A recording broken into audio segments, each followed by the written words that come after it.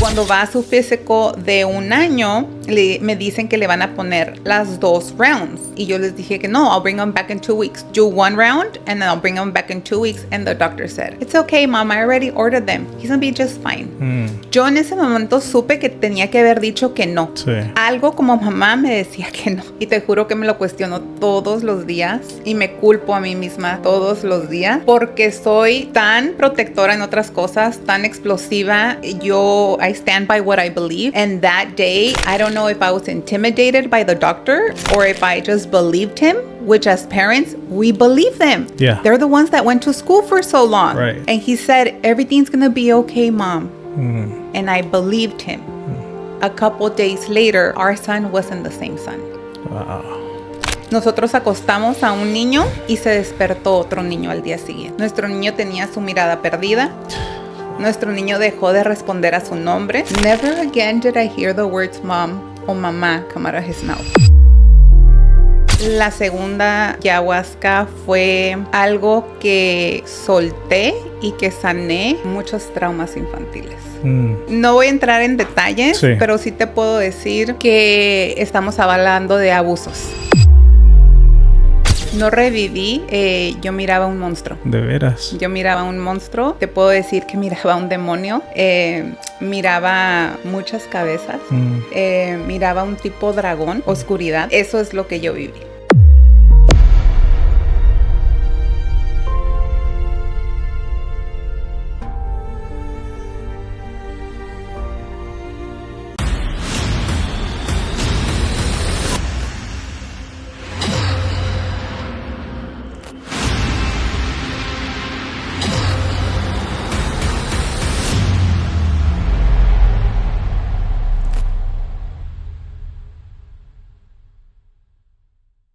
I actually watched a couple of your podcasts. Yeah.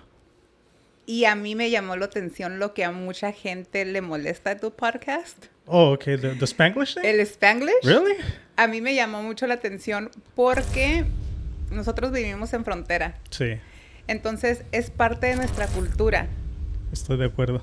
Las fusiones de la comida y la fusión del idioma. Si tú y yo que crecimos aquí dejamos de hablar en Spanglish, dejamos de ser auténticos y dejamos de ser quienes somos. Exacto. Por querer llenar vacíos de otras personas, de que tienes que hablar el español perfecto y tienes que hablar el inglés perfecto sin acento. Sí. Pues esos no somos nosotros. Yeah. Y yo así me siento como ni de aquí ni de Ni allá. de allá. Pues. Yeah, siempre he batallado con eso, pero desafortunadamente, por ejemplo, con muchas amistades hablo español, pero en el trabajo puro inglés y pues hay veces que se cruzan los lenguajes, pues.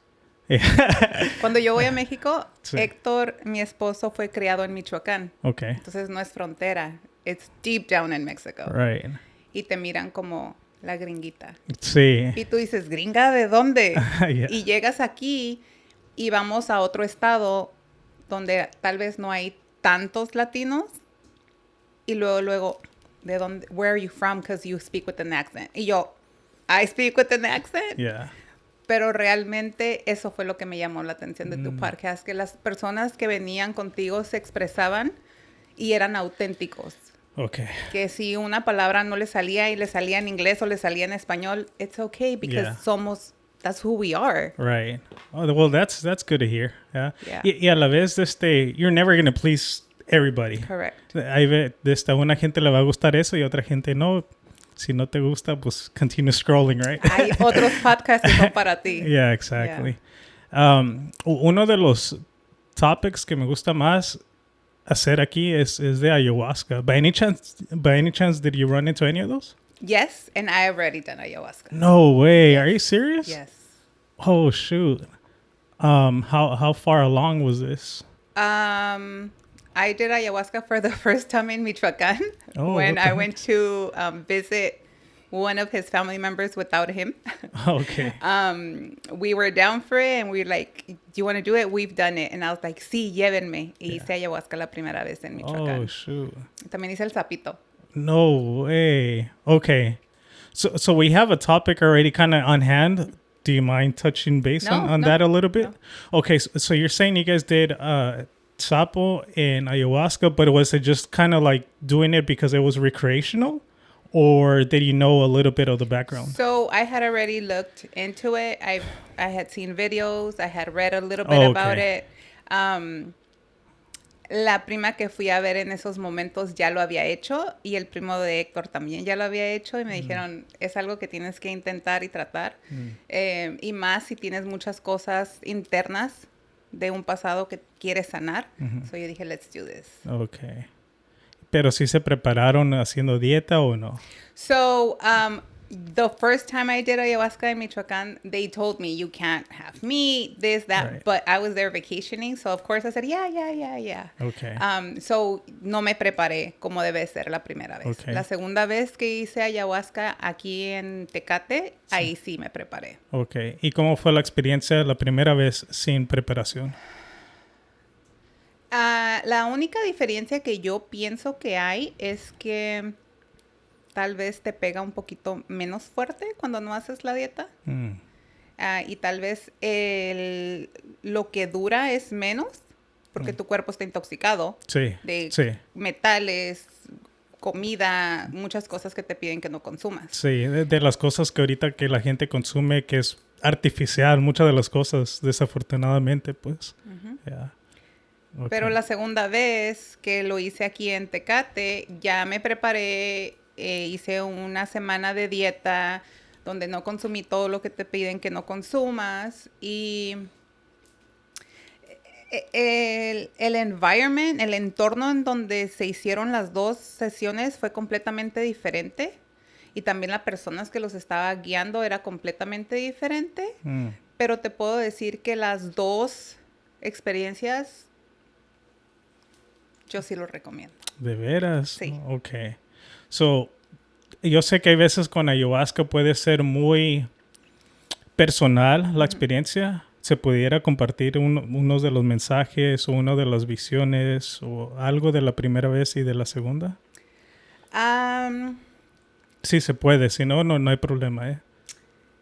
Creo que la primera vez nada más fueron como viajes, tipo viajes astrales, trips, a lot of colors. And I think I was healing or letting go a lot of my artistic parts of me so I can continue to grow in my profession. So that's the way I took it. Okay. La segunda vez creo que sí fue algo mucho más emocional y por eso te digo que como ahí sí hice una dieta, creo que ahí fue mucho más interno. O sea, entré completamente, fue más tiempo, te puedo decir que me despegué al 100. No tengo idea ni cuántas horas porque para mí fueron mucho tiempo. Sí. Para mí la segunda ayahuasca fue algo que solté y que sané muchos traumas infantiles. ¿Se pudiera contar? Si no se puede, no hay problema, ¿eh? Porque yo sé que no estamos... No voy a entrar en detalles, sí, pero sí te puedo decir que estamos hablando de abusos. Ok. ¿Quién sabe por qué se escucha mucho de eso? Pero ha habido varios casos que mucha gente padece de eso o sufre de eso. Desafortunadamente ha pasado por situaciones así y sanan ese trauma, pues. Yeah. Sí, es algo que al instante, cuando yo recuerdo regresar, despertar al día siguiente, porque estuve ahí la noche, sí, yo ya no tenía heridas en mi alma, ni dentro de mí, ni resentimientos, ni rencores. Y te puedo decir que puedo ver a la persona y me da lástima. O sea, ya no hay un coraje personal mío. Sí. Si se trata de personal de otras personas, sí, entonces entra una vez más. Pero mío, mi herida completamente se dañó. Yo te puedo decir que mi herida ni siquiera hay una cicatriz. ¿Y cómo fue eso? ¿Fue un mensaje que se recibió o fue nomás revivir la situación? No reviví, yo miraba un monstruo. De veras. Yo miraba un monstruo, te puedo decir que miraba un demonio, miraba muchas cabezas, miraba un tipo dragón, oscuridad. Eso es lo que yo viví. Wow. Ahorita la muchacha que vino anteriormente también miró algo similar. Miró muchos demonios y que nomás la estaban mirando, y ella sabía que muchos de esos demonios no nomás eran de ella misma, era de familiares. Lo entiendo. En mi caso, yo no pienso que eran de familiares, porque yo siempre he sido yo no cargo costales ajenos. Yo cargo los míos, Sí. and that's it. Yeah. Pero sí entiendo de dónde puede venir. Puede venir del linaje, puede venir de no cortar el cordón umbilical. Sí. Yo he escuchado en casos donde igual sanan violaciones durante un embarazo que ellos ni siquiera no sabían, donde era un feto. Wow. So, Yeah. That's incredible. Y eso era lo más grande en la segunda ceremonia, ¿verdad? Que sí, eso es algo grandísimo. Y la ceremonia de sapo, ajá. ¿es diferente a la ayahuasca? Sí, es mucho más corta. Es algo bebido. Es prácticamente como un té. ¿El sapo también? Sí. ¿De veras? Sí. Porque yo siempre he escuchado que se fuma. O se Es hace... que hay diferentes. La misma hierba te la pueden dar a tomar o te la pueden dar a fumar. Oh, ok. Si te preguntan si has hecho otras drogas, si eres activo, porque creo que tiene que ver mucho en el potencial, en qué tan potente o qué tan fuerte esté. No sé si tomado sea menos fuerte o si fumado sea más fuerte. En mi caso me lo dieron tomado. Recuerdo que es un sabor amargo, horrible, y te vas. Yeah. Y te vas. Yeah. He escuchado que dura como unos 15 minutos, 20 minutos por ahí, ¿no? Creo que a mí me duró un efecto como de unos 7 minutos. Oh, wow. Bien rápido. Yo lo sentí eterno. Sí. Creo que también tiene que ver mucho tu peso, tiene que ver mucho tu estilo de vida, tiene que ver muchas cosas. Y the strength that they're giving you, how strong is it, I mean, I'm pretty sure there's quality like in anything. Right. Pero si me das a escoger, Saray, ¿qué volvías a hacer? Yo volvería a hacer la ayahuasca. Yeah. Creo que hay mucho más sanación y mucha más conexión en la ayahuasca. Aparte, creo que te conectas tanto con un antepasado, como saber que todos somos indígenas, todos. Nuestra cultura se usa mucho en palabra denigrante indio. Sí. Yo soy india, tal vez soy blanca de piel, pero sé que tal vez soy yaqui o azteca o maya, así que creo que tiene que ver mucho con nuestra cultura. Sí. ¿Y cómo fue la experiencia con sapo? ¿Visiones, mensajes? Con sapo, fíjate que con el sapito escuchaba más como música, como colores, como si estuviera dentro de una pecera. Como si estuviera dentro de una pecera, con muchos colores neones y con música. No sé si algo tiene que ver igual la sanación o si ellos estaban poniendo música, cual yo me agarré de ahí. Sí. Pero no encontré el sapito tan intenso como la ayahuasca. Porque mucha gente dice que la experiencia con el sapo viene siendo que mata el ego, ¿verdad? Que mucha gente que hace sapo regresa después de la ceremonia y todo lo que pensaban que era importante en su vida codiciana. ¿Sí lo dije bien? Cotidiana. Cotidiana. Te entendí, yo te entendí. Que como que eso ya no les importa, pues. Yo te puedo decir que a mí me sanó un miedo.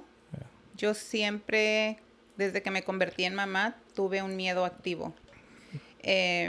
Y era no poder proveer para mis hijas y quedarme homeless, especially after pandemic times. That was a single mom back then. Y yo te puedo decir que a mí el sapito me ayudó a sanar eso. Era algo con que yo le tenía tanto miedo, donde decía, necesito dejar de poner mi energía ahí y necesito dejar de pensar en eso, porque en una parte de mí siento que lo estoy manifestando cuando no lo quiero, cuando le tengo miedo. Sí. Y ahorita que me estás diciendo del ego, Sí. también me ayudó a aprender a aceptar ayuda. Porque, como te digo, fui una mamá soltera por mucho tiempo y era alguien que tenía que resolver sí o sí. There was no other choice. Yeah. You had to get it done. Right. But I never asked for help. I was too prideful. Yeah. Nunca me puse a pensar que me ayudó en eso. Y te puedo decir que ahorita que lo estás mencionando, me ayudó en eso a bajar mi guarda y a poder comunicar. Todavía me cuesta un poquito de trabajo. Es decir, ocupo ayuda. Sí. Y eso es grande, pues, porque hay veces que uno ya sabe la respuesta, ¿verdad? Para todo. Porque uno sabe adentro de nosotros, pero hay veces que somos muy orgullosos, ¿verdad? Por ejemplo, con mi pareja, no nos habíamos dicho, hey, like, I love you, right? Y ayahuasca, uno de los mensajes en una de las ceremonias, like, hey, if you love her, just tell her you love her. Las cosas son simples, pero hay veces que nosotros hacemos algo más grande de lo que tiene que ser. Por ejemplo, el pedir ayuda. En realidad es fácil el decir, hey, ocupo ayuda, o buscar a alguien que nos pudiera ayudar, pero el ego nos detiene en hacer muchas cosas. Demasiadas. Yeah. Sí. Y es un sentimiento que ya sentías. Yeah, exacto. I love you, te amo. Sí. Yo siempre he dicho que el I love you fluye más fácil en inglés que en español. Sí. Siento que la palabra te amo en español es mucho más fuerte. Sí. Because you love your dog. Yeah. But do you love the same way as you love your partner? Right. And in Spanish es te quiero y te amo. Yeah. Siento que en español sí la palabra es como... Sí. Ahí dila cuando realmente... Ya, exactamente. Y casi no se usa. Yo de perdida puedo decir ahorita, por ejemplo, no me acuerdo que alguien me haya dicho eso, hey, te amo. Porque es algo, se siente hasta pesada la palabra, pues. Es fuerte. Sí, es fuerte. Hasta suena fuerte. Sí. Y es cultural. Es cultural. Porque si lo piensas, a un hombre en nuestra cultura no se le acostumbra a decir te amo. Entonces a ti te cuesta trabajo sacarlo y decirlo y que te fluya porque no estabas acostumbrado a recibirlo. Sí. Que eso es algo que ahorita con mi niña, ahorita estábamos hablando que mi niña va a cumplir 1 año. Se lo digo en inglés, pero le digo, oh, I love you so much todos los días, casi cada momento que puedo, porque yo quiero cambiar eso de pérdida en la generación nueva con mi familia. Les quiero decir, hey, estás hermosa, you're so beautiful, tú puedes hacer lo que quieras en la vida. Worthy. Yeah. Sí, y eso yo digo que antes casi no se escuchaba mucho antes, porque yo digo que la mentalidad que la gente y nuestros familiares estaban limitados con lo que se podía hacer, o de perder lo que le decían, que hey, tú no puedes hacer esto. Y la cultura americana siempre le da les da pues motivación a sus kids. Hey, Bobby, you did such a great job. Y acá en la cultura mexicana siempre les dan para abajo, pues. Les dan carrilla o cosas así, pues. Y de vez de subirle, pues... la autoestima. Sí, se lo bajan. Nosotros pues. mismos en la familia los bajamos. Sí. Por ejemplo, yo digo que en nuestra cultura mexicana mucha gente le da temor el hablar en público. ¿Verdad? ¿Pero por qué? Porque yo digo que tiene que ver con la carrilla que entre camaradas, entre familiares te dan, pues, y con tanta carrilla uno hasta se hace chico, pues. Claro. Esa es una de las razones que yo comencé el podcast. Por lo mismo que yo quiero superarme en enfrentar ciertos miedos. ¿Tenías vergüenza hablar en público? Oh, hasta el día de hoy. Hasta el día de hoy. Pero hay un dicho que me gusta que dicen, aunque tu voz tiemble, habla. Yeah. So, Te voy a decir algo ujú. que le dije a Héctor antes de entrar. Sí. La vergüenza no factura. Ya, es la verdad. Es la verdad. Y, por ejemplo, el ser tímido, el ser... tener vergüenza, eso no, como acaba, puedes decir acaba. Como tú quieras. No sé, es que, por ejemplo, dicen, si uno es vergonzoso o lo que sea, hasta un lado, porque el de atrás, él no va a tener vergüenza y te va a quitar tu lugar. Ah, Es muy verdad. sí, y por ejemplo, pues yo hasta el día de hoy hay veces que me da vergüenza mis propios podcasts o hay veces que, este güey. ¿Qué hice? Hoy nomás lo que dije. Sí, eso, hay veces, por ejemplo, como dijimos hace rato, batallo con el inglés o hay veces que batallo con el español. Pero, digo, fuck, güey, que me cuestiono yo mismo, pero hay que darle. Hay que darle. Sí. Para atrás ni para coger impulso. Sí. Ya, y es algo que pues yo digo que la misma cultura mexicana le baja el autoestima a los niños, a nuestras amistades familiares por lo mismo, pues. Claro. Ya. ¿Por qué será? Creo que es cultural. ¿Pero por qué? Creo que es ignorancia. Creo que tiene mucho que ver con la función y la imagen tanto de papá como mamá. Creo que siempre hemos sido criados en nuestra generación, a lo mejor está cambiando porque la vida en Estados Unidos está tan cara que tienen que trabajar ambos. Sí. Pero anteriormente papá proveía, papá tenía que salir a trabajar y mamá se quedaba en casa. Entonces mamá se encargaba de amar, mamá se encargaba de nutrir y papá se encargaba de el efectivo. Yeah. Entonces papá llegaba cansado y era, no lo molestes. Ya, es muy cierto. No lo molestes, está cansado, está enojado. No, yo. Calladitos, niños. Y creo que tiene que ver mucho de... Es que tengo algo que decirte, me imagino que las mamás antes decían y les comunicaban, nos hablaron de la escuela, el niño tuvo una queja o algo. Y si esa era el carácter del papá, entonces no había cariños hacia el hijo, había regaños, había enojos, había... Entonces, estás tonto, no haces caso, pendejo, ¿qué? Yeah, o sea... Sí, es cierto. Sí, es cierto. Estás burro, no haces caso. Ya te expliqué 3 veces. Yeah. También entraba una mamá frustrada. Sí. También entraba una mamá frustrada donde tal vez la relación con su pareja no era la mejor porque entraba mucha frustración de ella no tener tiempo para sí misma. Sí.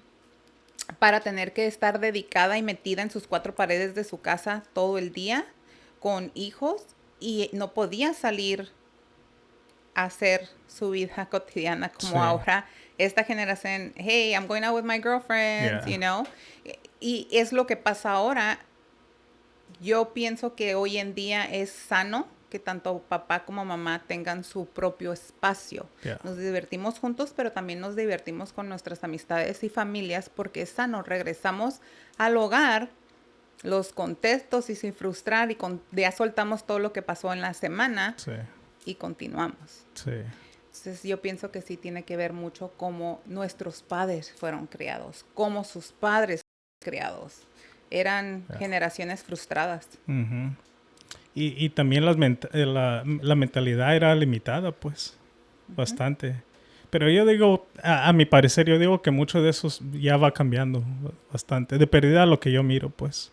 Y es algo que yo sí le quiero, quién sabe, ¿verdad? Porque cada quien tiene su propia personalidad y eso. Pero eso es algo que sí yo le quiero inculcar a mi niña.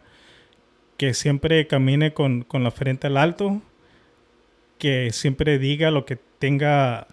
Si ella quiere decir algo, que no se detenga. Que no tenga miedo a expresarse. Exactamente. Eso es algo porque eso es muy importante uno no quedarse callado por miedo. Quick reminder, we now have a call-in number where you guys can leave us voice messages, video calls. Let us know a story you would want us to share on the podcast, anything you want. The goal is being able to interact with the people that support the channel. Even if you're looking for love, we will find your true love on Nomas podcast. Also, for anyone that is interested on creating your own channel, we have our Amazon storefront linked in the description where you can find all the cameras we use, the microphones, the lights, the equipment, where all of our podcasts are recorded to. If you need any help with editing services, we are able to produce your entire podcast, edit your short form content from Instagram Reels, TikToks, etc. You can look at all of our content as reference and we got you covered. And finally, if you want to support the channel, you can leave us a super thanks down below, which will help us tremendously, and we'll make sure to highlight that comment on the upcoming podcast and give you a shout out. Now back to the podcast.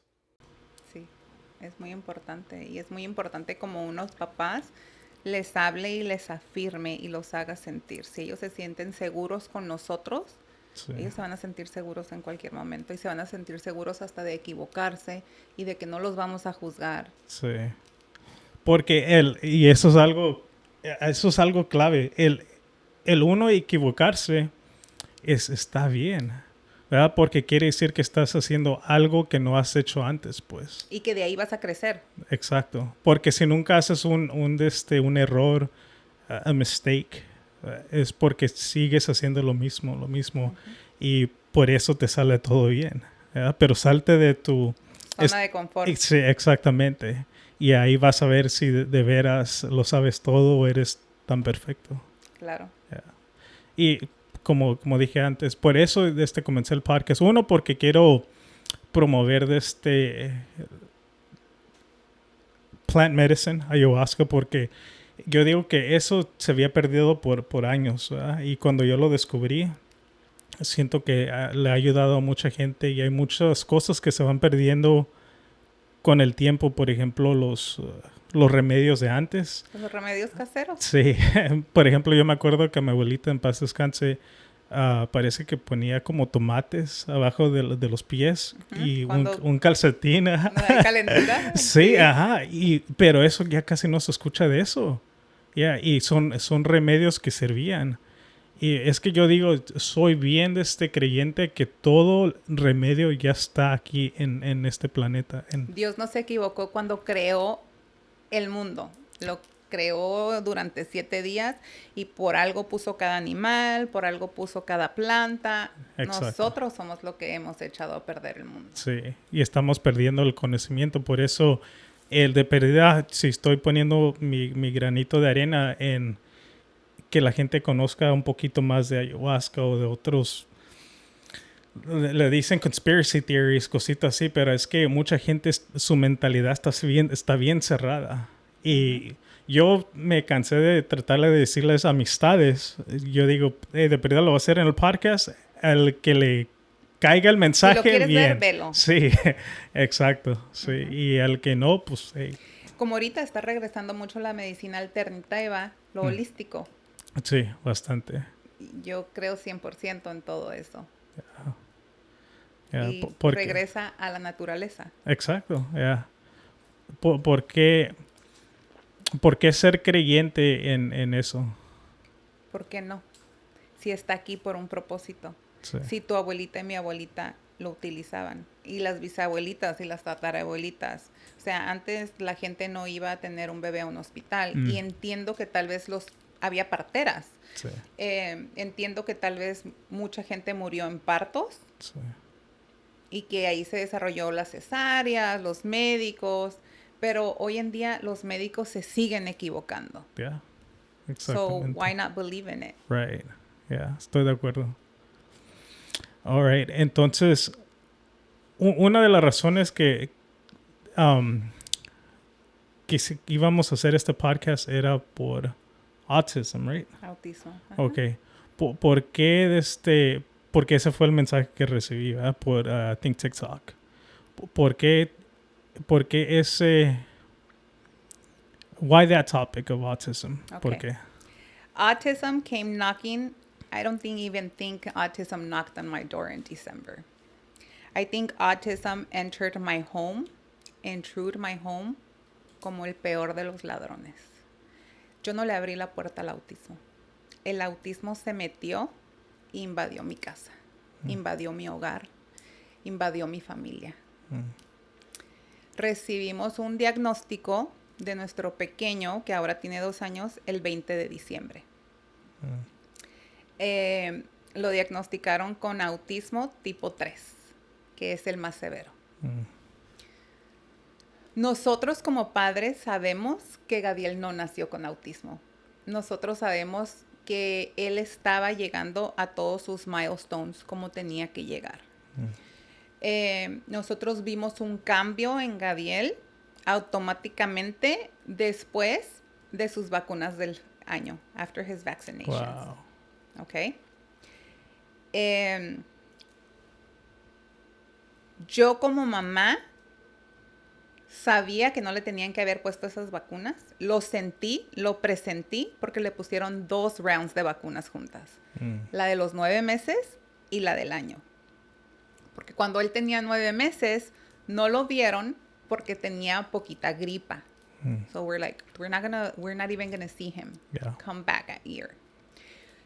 Cuando va a su físico de 1 año, me dicen que le van a poner las 2 rounds. Y yo les dije que no, I'll bring him back in 2 weeks. Do 1 round, and then I'll bring him back in 2 weeks. And the doctor said, it's okay, Mom, I already ordered them. He's gonna be just fine. Yo en ese momento supe que tenía que haber dicho que no. Sí. Algo como mamá me decía que no. Y te juro que me lo cuestiono todos los días. Y me culpo a mí misma todos los días.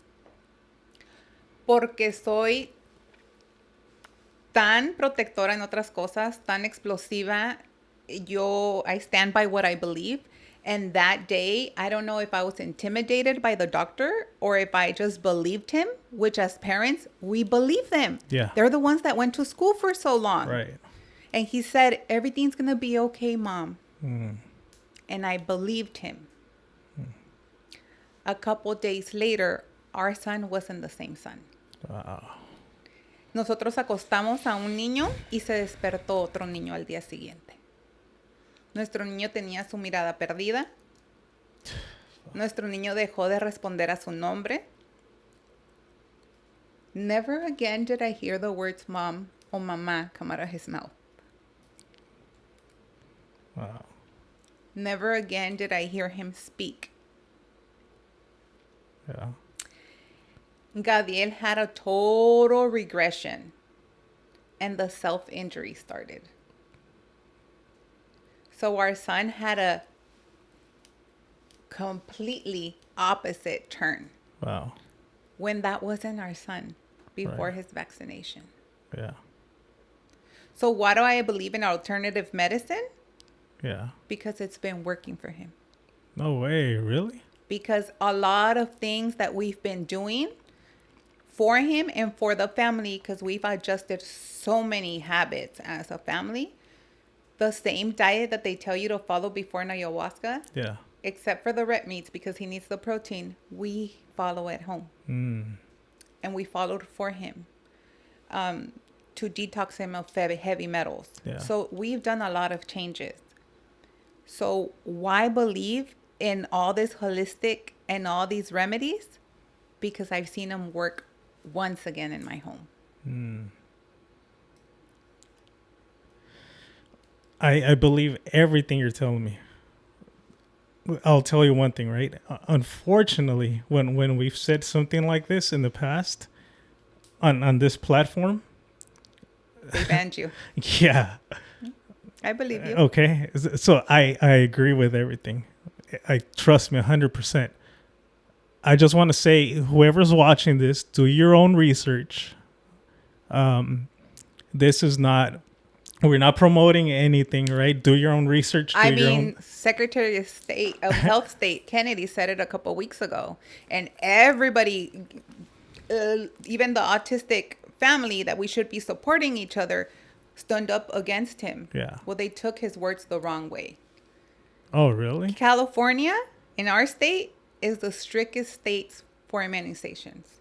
If your kids are not fully if they don't have their vaccines, they're not fully immunizated, they can't do sports. They can't go into public schools. Wow. There's so much that in California a kid can't do if they're not fully vaccinated.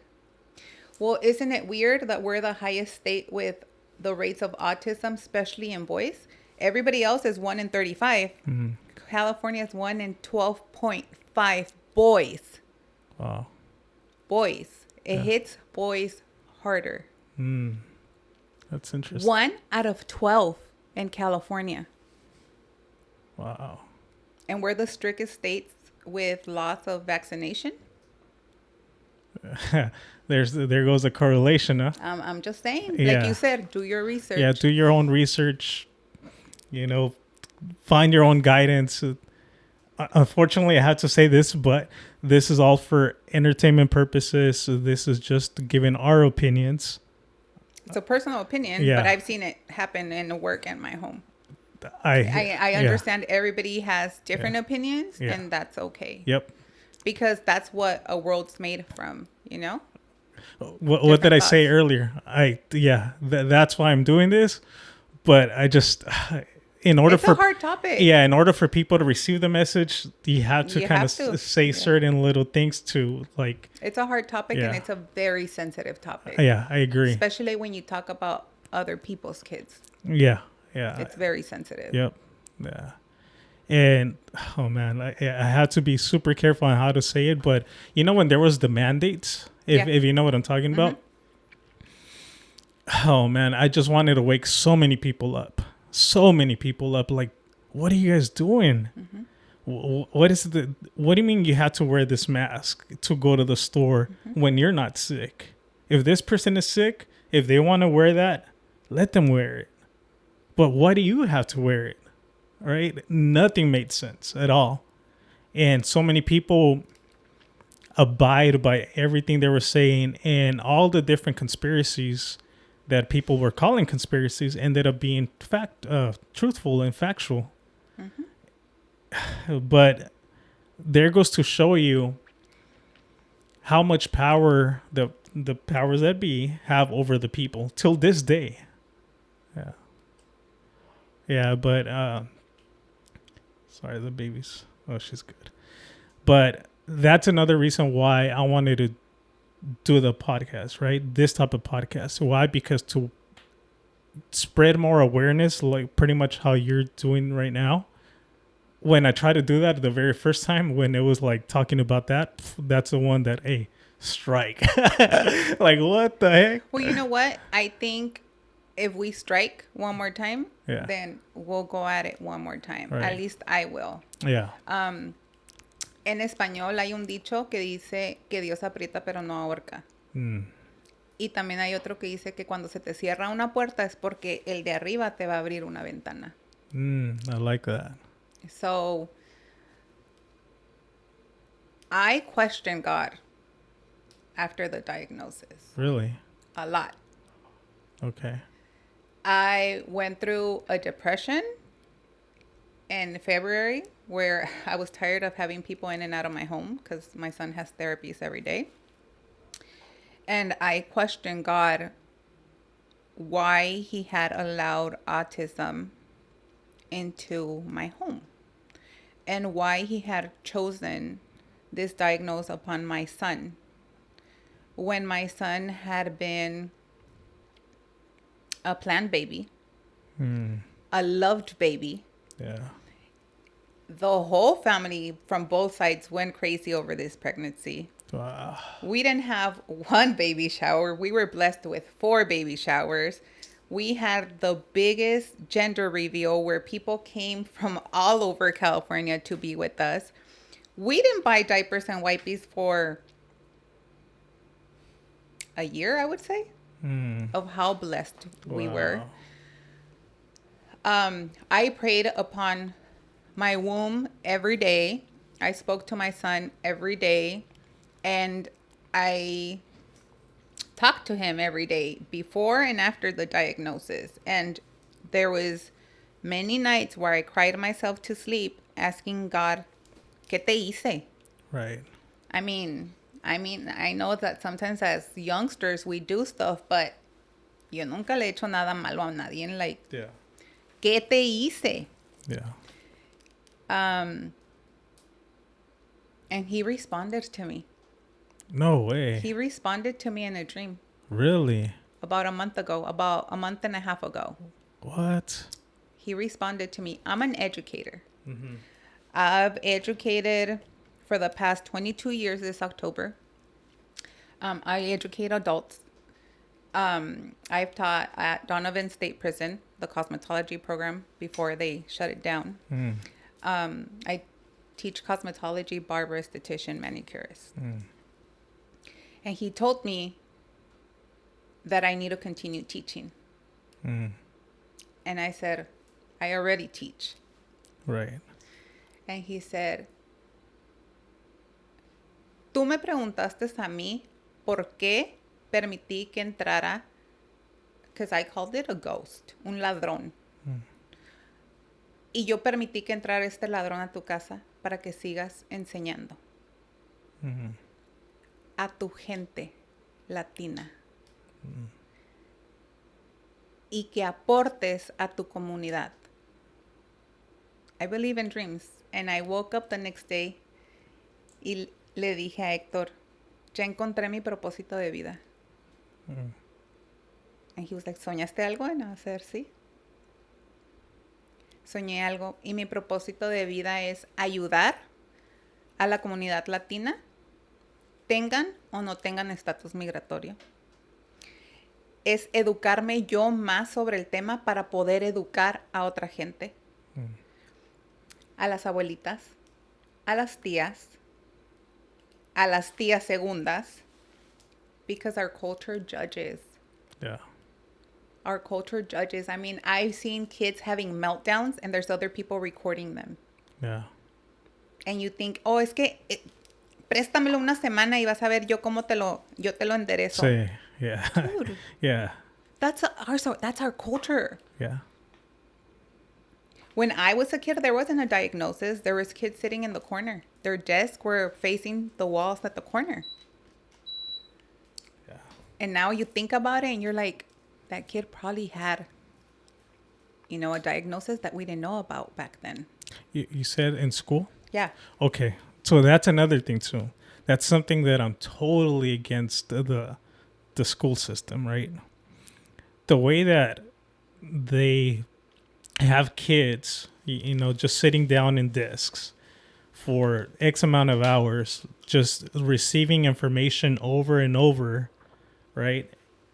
Kids are full of energy, and you have them sitting down just listening to, information over and over. Then the information that's passed on to them, now they have to be tested on how much they remember this information, right?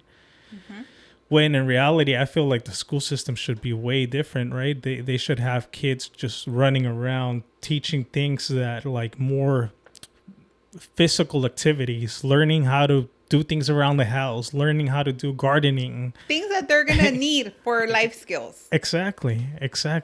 There was a video that I watched. It's like they were comparing the school system to prison, right? Like you see the same type of buses for schools and the same buses for prisons, right? Similar lunches.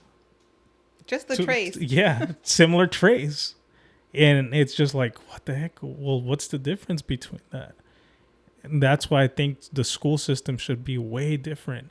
But they say, right, that the school system was funded by, I think it was the Rockefellers, that they wanted to build a school system for workers, right? For them to just listen to information and follow through on that and create a perfect employee, just so they can continue on and just continue be little robots. Yeah.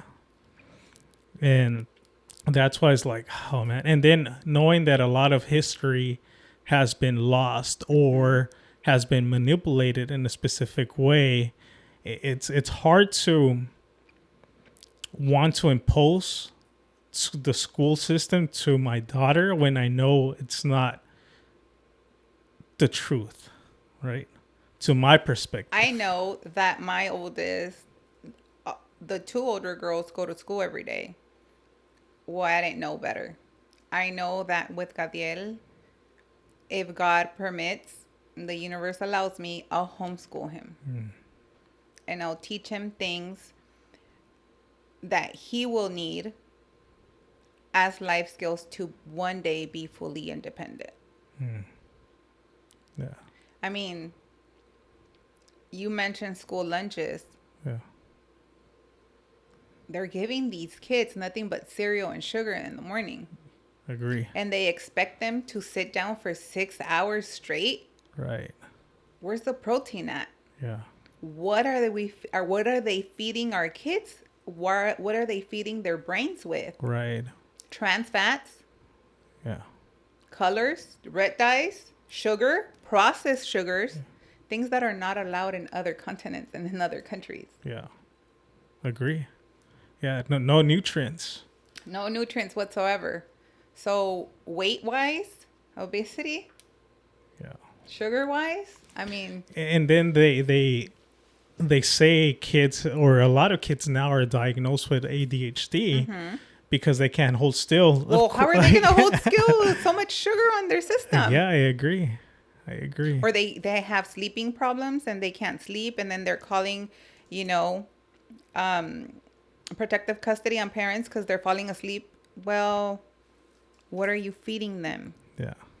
Because they give them ketchup packages, and how much sugar is inside those ketchup for their nuggets and their pizza, and because that's all they give them. Yeah.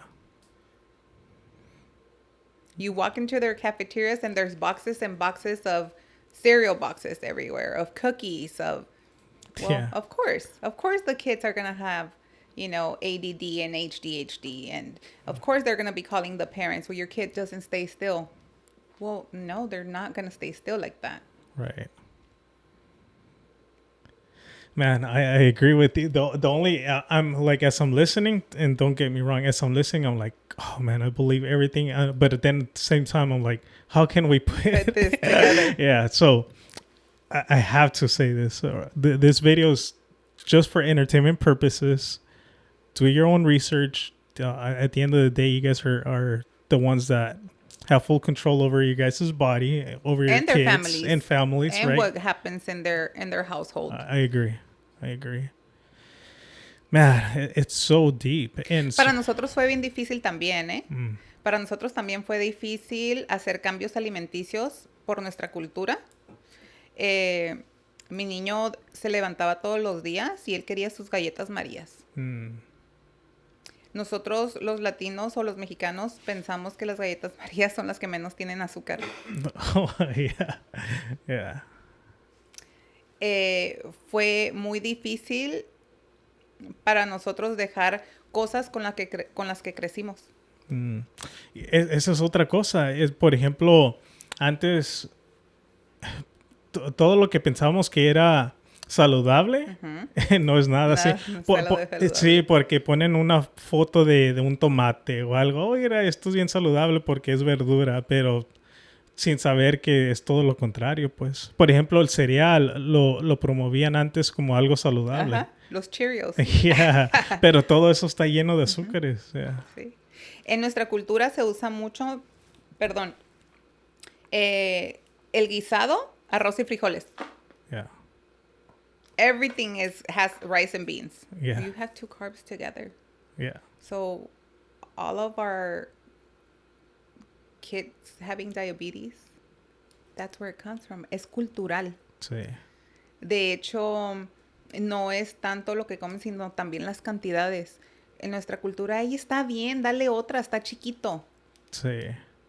O no te levantas de la mesa hasta que te terminas todo el plato. Sí. Ok. Muchas cosas son cosas que han pasado de generación a generación. Y que tu mamá, porque la criaron así, piensa que así tienen que continuar las cosas. Yeah.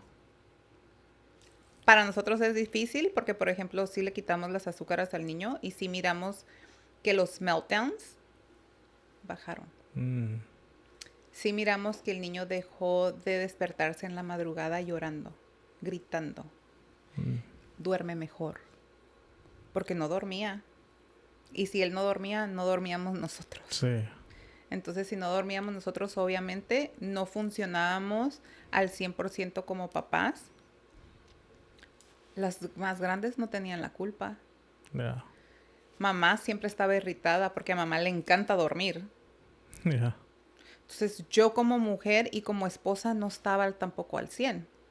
Entonces, fue cuando tuvimos... A ver, algo está pasando. Ya está ese diagnóstico aquí. Yeah. Ya entró. Entonces, ahora, it's like, let me ride the wave kind of thing. Right. ¿Qué vamos a hacer con esto? Entonces, tenemos que hacer cambios para que nuestra familia sea funcional.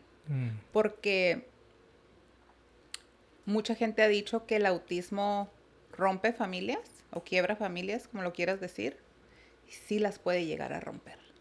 Sí, me imagino. Yo soy una fiel creyente que sí puede llegar un diagnóstico de un autismo a romper, a destruir una familia, como un diablo. ¿En qué manera? Si una mamá está cansada y está frustrada, si una mamá, estoy hablando como mamá, pero la mamá también es esposa, la mamá también es su persona. Si la mamá cae en una depresión, que yo caí, la mamá no está al 100, no está viendo todo lo que está pasando a su alrededor. La mamá descuida, ¿okay? Porque la mamá se enfoca en ser mamá del pequeño autista. Pero, por ejemplo, yo, Saraí, yo sí te puedo decir que, y voy a hablar de mi vida como pareja. Yo recuerdo que mi esposo a veces me buscaba íntimamente para estar como pareja. Y yo en mi mente, yo no tenía ganas. Mi mente estaba enfocada en lo que está pasando. Las mujeres somos emocionales. El hombre no. Entonces, en mi mente yo decía, ¿cómo puedes tener ganas? Sí. ¿Cómo puedes tener mentalidad de esto? Cuando yo simplemente estoy pensando en mi hijo, en sus meltdowns, en que no se golpee, en su cabeza. Entonces, sí puede destruir una familia. Sí puede destruir la comunicación. Porque si él me sentía, siempre hubo una comunicación grande. Y cuando yo caí en una depresión, él no me soltó. Él no me soltó. Y siempre se lo he dicho. Cuando yo empecé a despertar, que mi depresión fue corta. Fue tal vez un mes. No me permití más tiempo. Él no tiene familia aquí en San Diego, ni tiene amigos aquí en San Diego. Toda su familia está en el Bay Area y en Michoacán. ¿Cómo le haces como papá de tu único hijo varón que tanto planeaste y deseaste? Recibes este diagnóstico y tu mujer se va al borde de la depresión y tú llegas y me levantas todos los días y me levantas mi autoestima y tienes detalles conmigo y tienes detalles como el niño. O sea, ¿de qué estás hecho, güey? Yeah. The fuck are you made of? Yeah. Y ahora, hoy supe dónde se desahogaba. Hoy supe en dónde estaban sus momentos de flaqueza. As we were waiting to come in, he opened up to me because he caught on because so many expenses came through. Therapy. All of a sudden, you make too much money. You don't qualify for SSI because you make too much money. You know, all this, all that. I was addicted to work. And I loved, my passion was to teach 60-hour weeks. And they went down to subbing. I only go in when I want to go in and when I need to clear my mind. Wow. Because my son needs me. Because the more therapy he has, the faster he'll be, you know, at his rate, at his age range. You know, because a lot of people say, oh, he got diagnosed too quick. He's too young. Well, the younger you are and you're getting treated, the better you are. And we were talking. So he picked up a DoorDash gig. And he just told me about an hour ago, that's where he questioned God, and that's where he would cry when he wasn't in the household. He's never allowed me to see him cry. Wow. And that's a man thing. Like, I think the only time I saw him cry is when we got out of the doctor's clinic, when we got the diagnosis December 20th. I remember standing in the parking lot. He was carrying the baby, and I stood right in front of him, and he shed one tear. And I wiped his face, and I told him, nuestro hijo va a estar bien. And we're going to be okay. Never again did I see a tear from him, frustration from him, tiredness from him, angry, madness. He was always so calm. And I always questioned, ¿de qué estás hecho? Yeah. And sometimes when we weren't together, I would always message him. Y le daba gracias. Gracias por ser tan paciente. Gracias porque yo sabes que hoy no me pude parar o no me quise parar a hacer de comer. And you brought food for the girls, or you cooked for the girls and for all of us. Like, siempre valoré su tiempo. Siempre valoré sus detalles. Y es algo como regresamos a nuestra cultura. ¿Qué tenía de malo que te quebrantaras conmigo si yo estaba pasando lo mismo? Sí. Y nunca lo hiciste, y yo en mi mente decía, ¿no le importa o no le duele? O es tan fuerte que es, dude, this motherfucker's something else. But in our culture, it's like, you're a man and you're not going to cry. Yeah. You're a man and you're not going to say how you feel. Yeah. Pero todas esas emociones hay veces que se quedan adentro.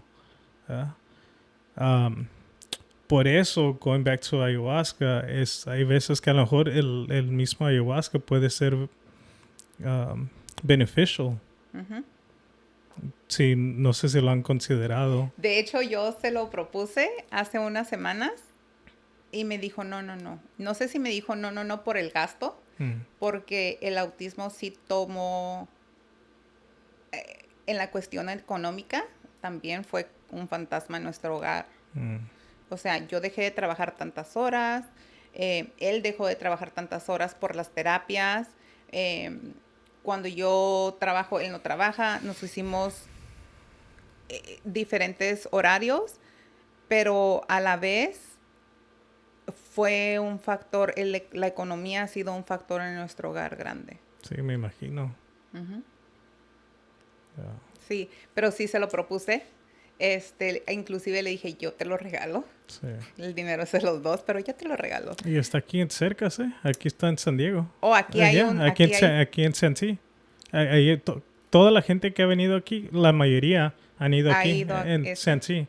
Y lo puedo decir, y que me perdone si ya cambió los precios, pero parece que apenas acabo de preguntar y te cobra como $150. Oh, okay. No se compara. He escuchado que en Perú sale con miles de dólares porque ya lo están haciendo algo como más como like a vacation thing, right? Oh, okay. Yeah, pero aquí, gracias a Dios, el chamán aquí local lo está haciendo como $150. Yeah. Y está en Santi, like 30 minutes away. Luego nos das la info. Yeah.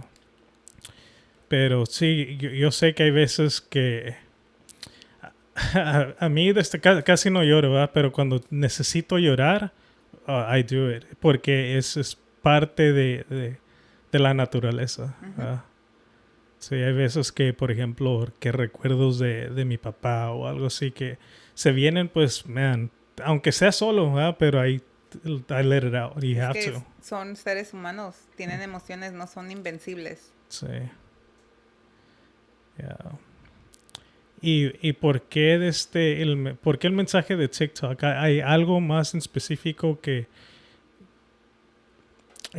están haciendo aparte de eso? Están haciendo como, no sé si están haciendo algo como a la causa no a la causa, como una organización o algo así. Correcto. So, we started fundraising, and our fundraising started because of the financial hardship, and because we want to take our son to a treatment in Mexico. They only offered it in Mexico City and in Panama. Of course, something that is not approved here in the States. Okay. So we started funding because of that. But it took a whole different twist. It took a whole different twist when I realized how much lack of information and of emotion there is in our Latino community. When I realized how people sometimes don't reach out because they're scared because of their immigration status. Yeah. I said that needs to stop. That needs to stop. Like, in our Latino community, sometimes instead of helping each other up, we push each other down. Yeah. And when I got my calling and God gave me my purpose, I said, wait, this is not just for my son. Yeah. There's a lot of autistic parents that go through stages, and the first stage is denial. You know deep and down, but you're not ready to receive the diagnosis. And you don't take your kid to get diagnosed. That's interesting. You know? Yeah, that's and very that's interesting. a personal ego. Right. You're scared of receiving the diagnosis. Yeah, and just to accept it, right? Correct. But the longer you take to get the diagnosis, the longer you're going to take to help your kid. And people don't see that. I've gotten a lot of messages. I started venting through TikTok. But I was venting and I was healing my journey. Right. I wasn't recording through TikTok to help others. Like, I wasn't thinking about helping others. I was thinking of venting and healing me.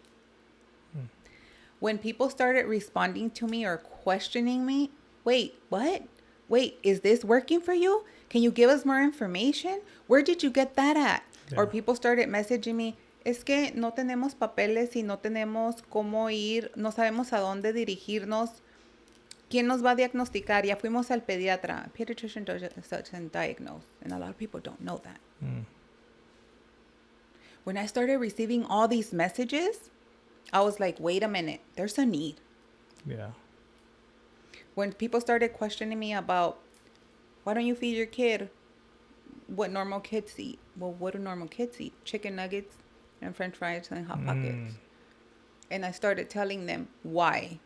And a lot of people do get defensive because they're like, oh, my kid's is sensory. And all of the kids, you know, all autistic kids are different. Yes, they're all different. But there's a reason why they choose and pick what they want to eat. Right. And that's us as parents, we're responsible for that. And not only with kids, with adults too. So if you're craving all the time stuff, especially carbs, sugars, sweets, it's because you're lacking magnesium and you're lacking potassium. Easy as that. That's interesting.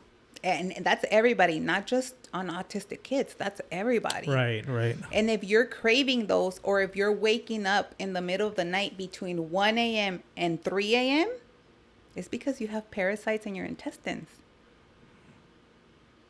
And then also I've heard that the companies, right, they hire scientists out there to make the foods and like chips and all that addictive for people to, like, for instance, you open a bag of chips, you can't stop eating them, you know? Sabritas, remember that commercial? No te puedes comer solo una. Oh, yeah, it's true. Yeah. All the kids are addicted now to those hot Cheetos and the Takis. And we grew up with them too. And it's the same thing. It's the red dye. You know? Yeah, that's very interesting. And now the big people in our country are starting to ban them. Why? Yeah. I have a question. So let's say, for your guys' I guess case, your son wasn't born with autism. Well, I mean, they do all these genetic testings when you're pregnant, and they say that autism has to do with the mom genes. So why don't they pick it up in the genetic testings? Right. Because it's not true. I mean, now that I see all the symptoms, I can probably say that, you know, I have a little OCD on a lot of things. But I can, you know, was I autistic too? I was just a functional autistic.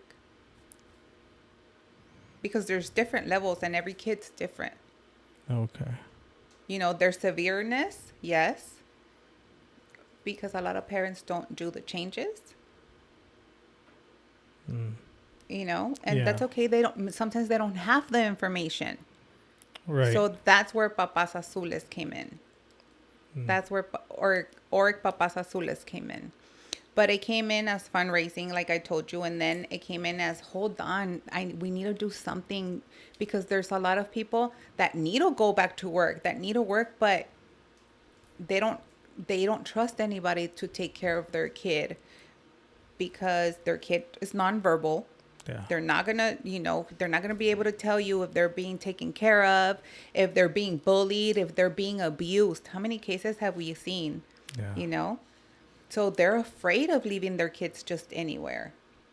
Right. Where they're afraid of, they have to take care of them. Yeah. There's cases now where there's 30-year-olds, 40-year-olds, and still live with their parents, and they're still in diapers. Wow. I'm educating myself to do all the changes I got to do, and to get all the trainings I got to do, and to get all the therapy my son needs, so he's not one of those. So he's not a statistic. Right. Because fue un diagnóstico. Pero no, yo en estos momentos creemos que no lo voy a dejar ser un pronóstico. I'm going to do whatever it takes for him to be a functional boy. Yeah. So yes, he's nonverbal right now, but I'm not one of those parents where he's going to be nonverbal all his life. Right. Because you know why? Why is that? Because he spoke before. Yeah. Because I know that he has the ability Right. to say mom. And I know he's going to have the ability once again when he's detoxed completely and the heavy metals are low in his body to speak once again. Yeah. Primeramente Dios, yeah. Está decretado y está firmado. Yeah. So, ahí es donde nació Organización Papas Azules.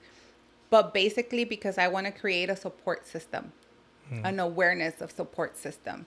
I want to be able to tell a parent, it's okay, let's leave your kid at this center with this daycare. They're not accredited, but they're have the training, the proper training to take care of a kid with a disability like that. Go to work in peace. Right. Because a mother hurts and a father hurts. Yeah. Every day. I want to be able to create awareness, and for restaurants to have sensory times. So a mother and a father can dine in with their whole family. And if a kid has a meltdown, it's okay. No, they're not going to look at them weird. Oh, that's interesting. That's a very good point. Yeah. Because there's times where we decide to eat in the car. Well, where we're eating today, well, they must have a drive-through. That's true. I've never thought about that. Because today I'm not, and I'm not talking specifically about today, but today I'm not in the mood of getting up people's faces. Yeah. Because they're looking at my son. If he has a meltdown, he might not have a meltdown, but he might. Have you ever encountered something like that you've had to like? You know what?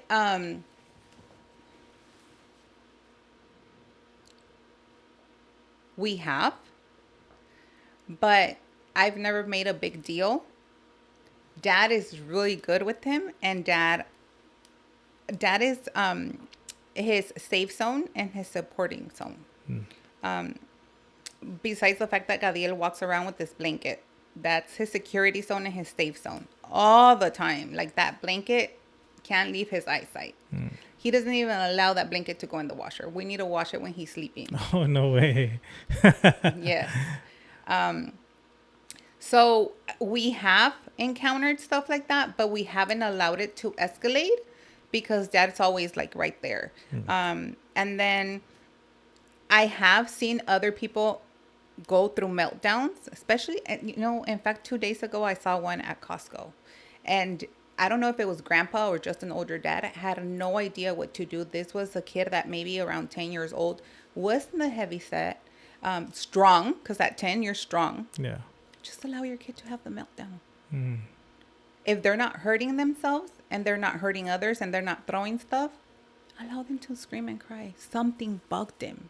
Yes. They see the world different. Huh. That's a good point. If they're having a meltdown, it's not porque son niños malcriados.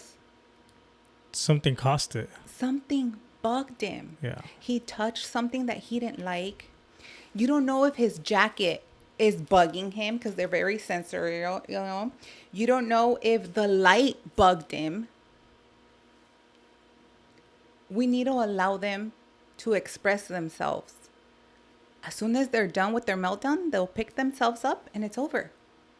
But if we as parents make a big deal out of it and all the strangers around them are making a big deal out of it, we're just feeding it. Yeah, it makes it worse. We're just feeding it. Yeah. So a meltdown, honestly, can be 30 seconds long. Mm. How can you stop a meltdown? You move their attention right away. So I've had episodes where meltdowns happen either at home or at somebody's home where we're at. I just call his attention with something else, with another toy, with something that lights up, with something that moves, and I call his name, mira Gadiel, mira, and I turn him so he sees something else, so his mind is not concentrated there and he's distracted, and the meltdown goes away. It stops just like that. I don't feed it. Right. And if he's having one, as long as he's not injuring himself, I allow him to have his meltdown. It's his time. Yeah.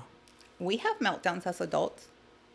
Don't you have frustration sometimes? Yeah. That's a meltdown, but you just have it in private. Yeah, and you deal with it differently. Yeah. Because all of our minds work differently.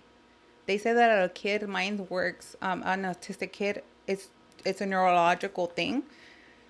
Well, all of our minds work differently. Yeah. None of us react the same way.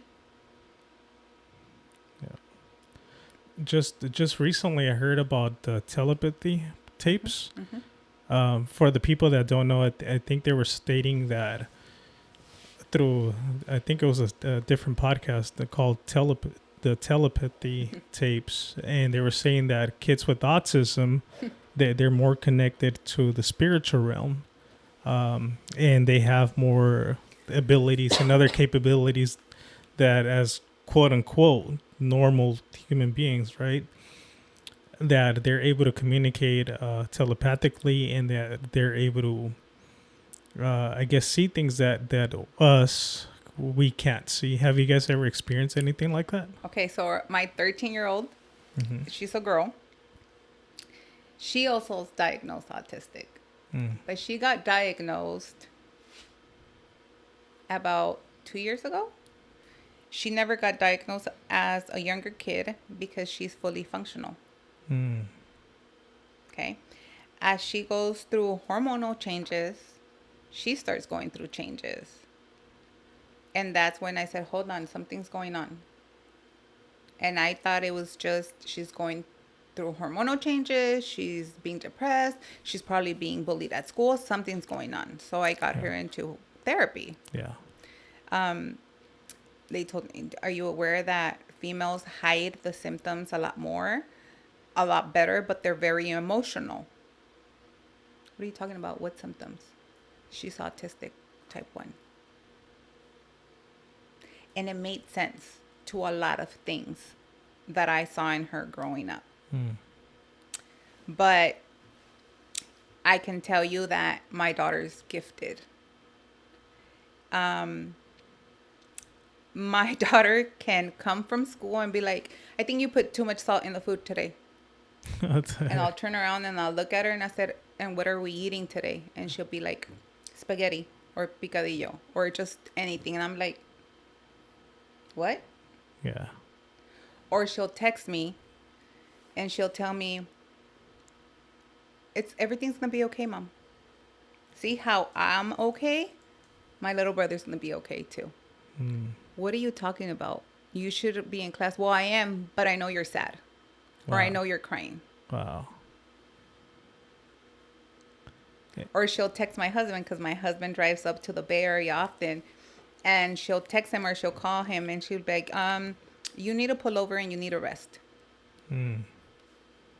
What's going on here? What did you feel? He's tired. Wow. How do you know that he has not somewhere stopped or, he's sleeping or he's already there? Oh, no, Mom, he's tired. Wow. That's interesting. So we have it at the house, too. We have it at home. And she's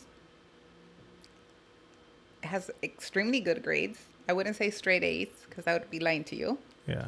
Good grades. She plays instruments, which it didn't make sense to me when she told me. First, she came home and she told me, you did this, huh? You got me into the mariachi class. No, I didn't sign you up for it. Well, I'm in the mariachi class. And I told her, do you want me to take you out? And she said, no, I will give it a try. But it was super surprising for me because as she was little, she couldn't stand banda music or mariachi music. She said she hated it when she's Mexican. Right. But now that we know her diagnosis, she didn't hate it. She couldn't stand the vibration in her ears. And she was never able to tell apart or tell me it vibrates way too hard or too loud in my ears because she didn't know anything different. Right. So now her diagnosis explains a lot. And because they're probably more sensible to certain frequencies and to everything. Yeah. Emotions. You'd be surprised. But you'd be surprised who is taking care of my son right now. Your daughter is? I mean, we have an adult at the house right now. Right. But Jilliam has, I said her name. She's going to kill me. She has this mother instinct, this nourishing instinct, this, protective instinct. I mean, sometimes I'm with him and she'll be like, give him to me. What are you talking about? Yeah. You need to go to bed. Yeah. Or if he's having a meltdown at night, she'll wake up and she'll be like, what's going on with him? I'll put him to bed. And surprisingly, he adores her. Surprisingly, I can tell you right now that if we video call him, I'm pretty sure they're watching TV together, them two. Wow. And she's like that with everybody that she cares about, including her friends. I've had calls from school from the principal that said, what's going on? As soon as I see that number, she get into a fight because she has a smart mouth like her mom. And they're like, no. She's in there with the school psychologist and with the city psychologist. Why? Her friend threatened herself of injuring herself. And her friend only requested to speak to her. Wow. So she has this emotion gift. Right. Of healing. Because it hasn't happened once. Like all of her little friends, for some reason, go to her. Wow. When they're going through stuff. And her friends' parents love her. They're always telling me, she's always welcome. Can she spend the night? Can she this? Can she? No, she's not allowed. They're not allowed to spend nights. But Jillian feels people. Yeah. She feels people's emotions and people's feelings. That's what they say, that, right? That us, like, I feel like we don't understand them, right? But they're more connected to another realm or they're gifted. But I think we call them gifted because I believe that we block our own gifts when we're growing up. I agree, because I feel like we're created under God's image, right? And we have so many gifts and power and all that, but we block ourselves. Or society that's have been put, like we've fallen into the society that blocks us, right? It's not necessarily that we're blocking ourselves, but we have been put into the system that causes that to us. Religion, a lot of beliefs, you know, a lot of things, but I believe we block our own gifts. And Agree. I do believe that it's something that we all have. Yeah. Just, you know, it's like a third eye. Right. Yeah. I see it. Yeah. So I know you believe in it. Yeah. A lot of people, they Yeah. close it. They shut it. This one in particular, somebody messaged me that they said, "Oh, you should put that just por las envidias or Yeah. cositas." Y, Yeah. right. I don't know if it's true or not, pero por Well, las dudas. look, we're talking about holistic Yeah. stuff, and maybe it's not a big part of, because that's more of a Middle Eastern thing, an Hindu thing, but let's not BS ourselves. ¿Y el mal de ojo? Yeah. Y cuando, a ver, vamos a limpiarlo con un huevo porque está llore y llore toda la noche. Eso es mal de ojo. Le hicieron mal de ojo. Yeah. I agree. Every culture has it. Yeah. Every It's culture. crazy, just, they just right? hide it. Yeah, it's crazy that all of that exists, but it's supernatural, right? Or everything can be flowing so productively and so great, and all of a sudden you're like, ¿a quién miré? And then you stop and you think about it, and you're like, oh, yeah, I saw somebody, or I was around somebody different. Yeah. Do you feel like you have a gift? I'm gifted. Really? I'm gifted. Why do you say that, or how do you know? I've always known.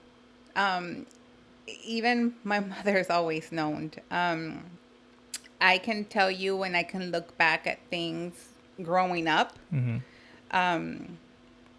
As I grew up, my father was a pastor, so there was things that I couldn't say. My mom would be like, shh, shh, shh, eso no lo digas. Eso no se dice. Que no te escuche tu papá. But to this day, my whole family knows that I have something that's different. I can feel people's vibes. I can tell you, esa persona no me gusta. I can sense and I can feel when something will happen, is gonna happen. I can sense stuff. Really? I have a cousin that he's dreamt certain things, and then those dreams come into fruition. Would you say it's something like that? I've always said pay attention to your dreams. Okay. Pay attention to your dreams, because I believe our ancestors come, or whoever you believe in, send those messages through our dreams, Right. to prepare us to either develop strength for something that's coming, or just to be aware of something. So I believe in dreams. Okay. Maybe they have a meaning and they're a little bit different. Oh, I didn't dream it like that. Yeah. You know, like there's a lot of people that are like, oh, I dreamt a tsunami. You know what? I always tell people, well, how was the water? Well, what do you mean? Was the water clear, or was the water, all revuelta? Right. Because if the water is clear, it's blessings coming to your life. Right. You know what? I ran into a TikTok live yesterday that they were saying, have you ever dreamt of like a tsunami and water overtaking the city or whatnot? And I was like, what the heck? I've dreamt that in the past, right? But they're saying that that's part of, I guess, the floods that happened back in the days, like back in like the great floods that. Well, let's not go back in the days. I mean, wasn't the Bay Area flooded last year? Mm-hmm. And there's a whole bunch of other little cities. Yeah. Didn't Santa Clara or Clarita lose a whole pier? Right, that's true. So you had mentioned something to me through TikTok about like a message to me. Should we say that? Say it. Or not? Or you Say feel it. like it shouldn't be No, you can said? say it. But would that get blocked if No. we mentioned? Are you sure? No. You know, man, I kind of want to say it, but then at the same time I don't, because I believe in el mal de ojo, or kind of like, oh, you ruined it. Why'd you mention it? But what are No. your thoughts with that?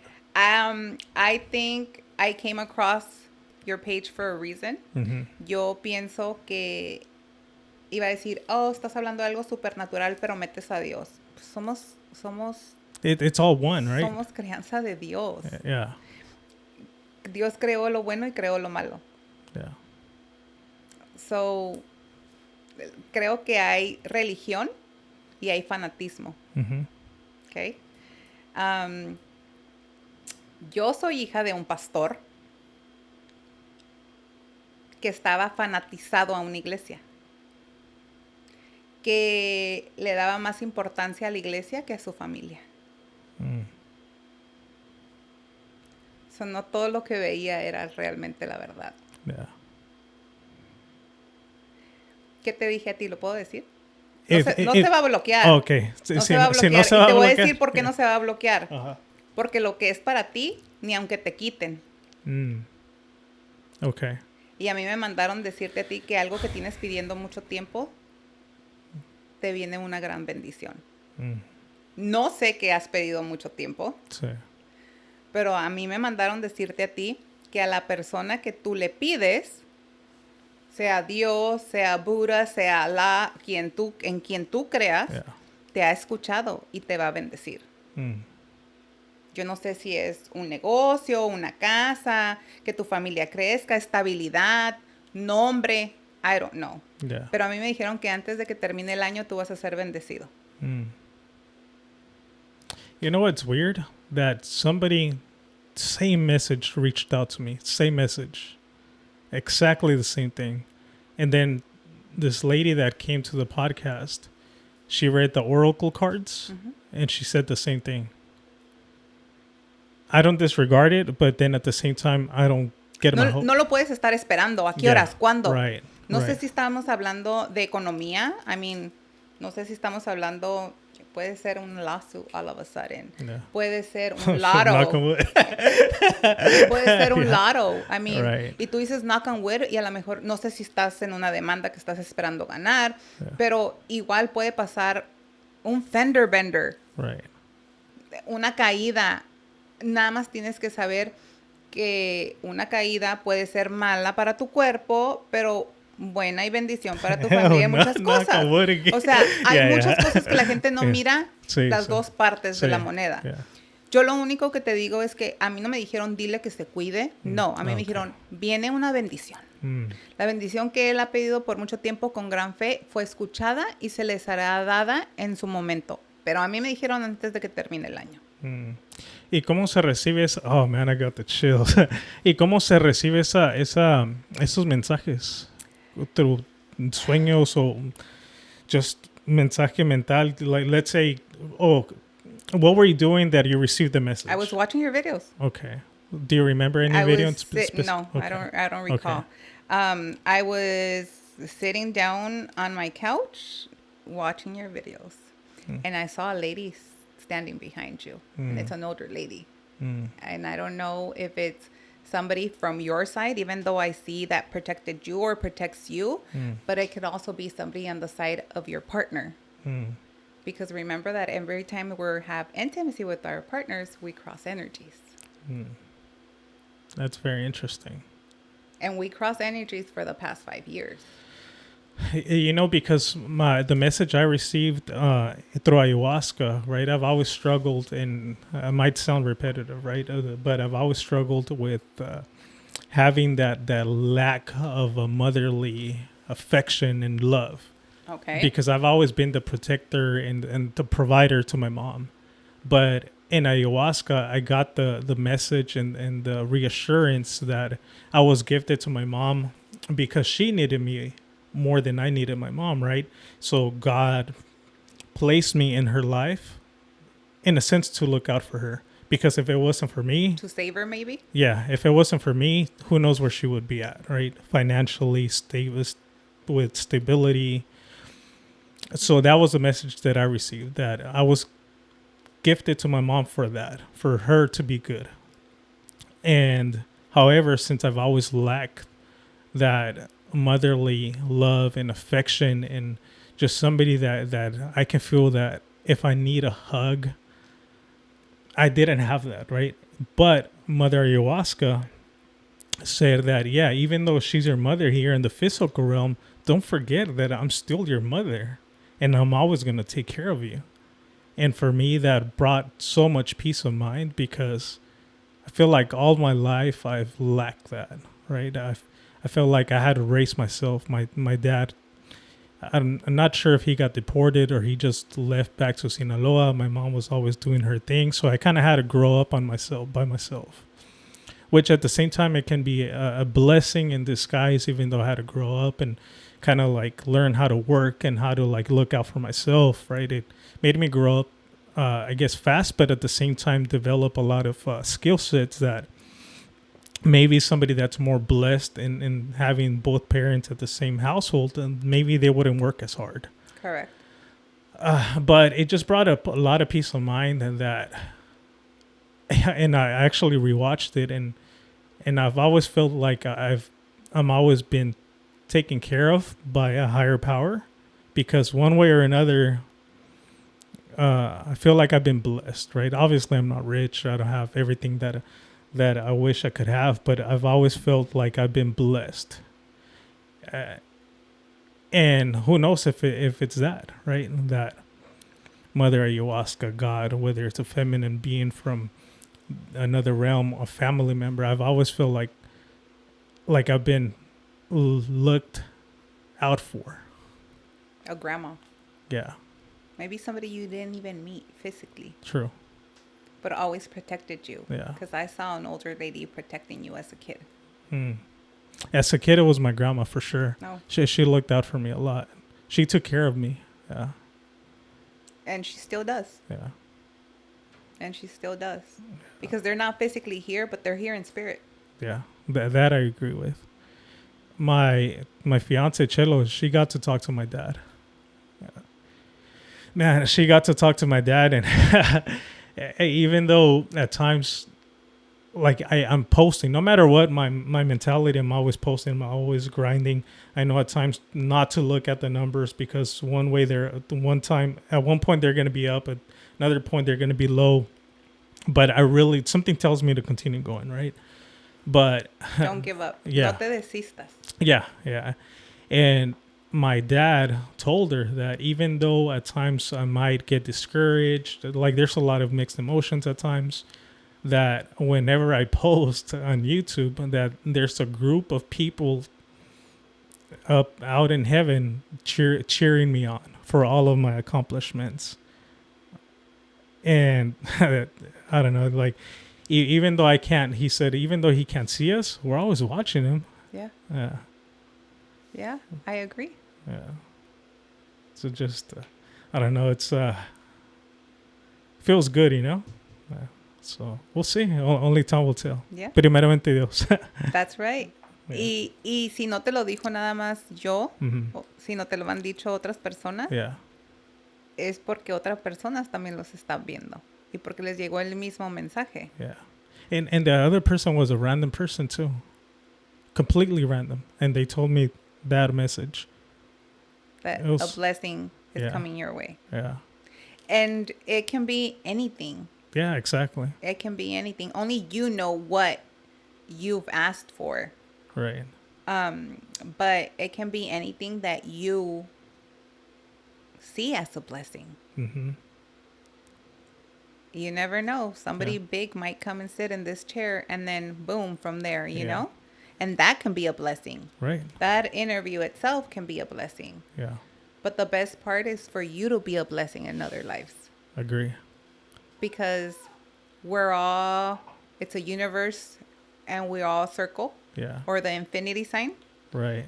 And it comes right back at you because it's karma. And that's good karma. Yeah. And it exists. Yeah. And that's something that I want to, because I like to spread awareness of all of this, right?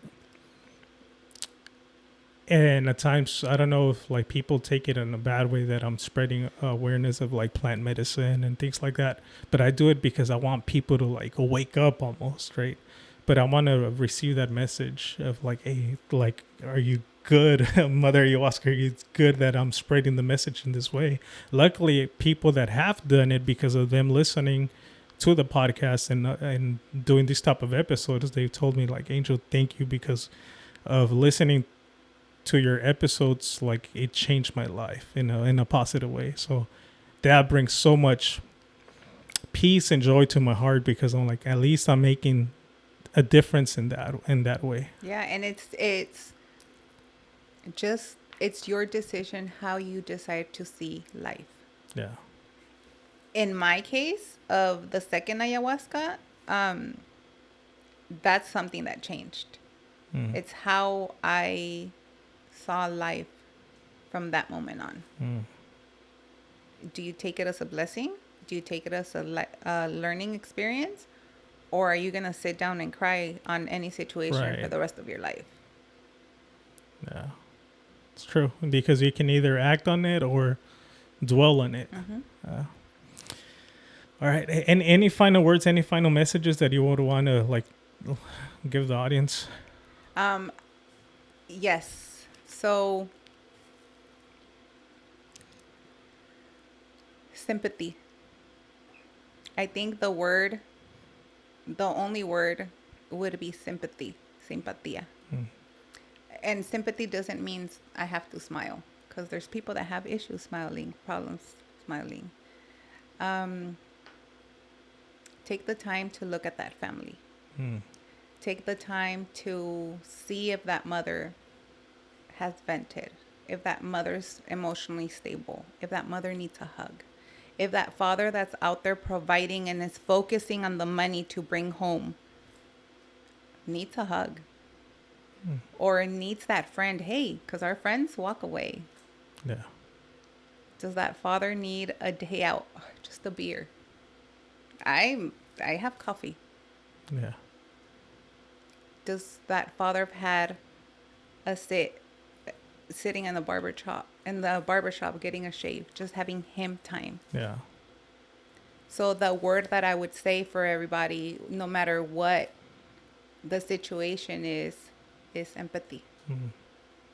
Empathy. I think our world would be a totally different place if we empathize for one another more. I agree. Just want to say thank you. Thank you for taking the time, and I apologize for all the different rescheduling, but I'm so happy it finally happened. Everything happens for a reason. Yeah. The timing wasn't right. I believe in that energy, and it happened when it needed to happen. Yeah, I agree. So thank you. You're very welcome. Thank you for having us here. Yeah, thank you. Well, once again, my name is Angel Houseman. Sarai Campa. Yeah. Well, if you guys enjoyed this episode, give it a like, comment, subscribe to the channel if you're new to the channel. Till next time. Hoy no más.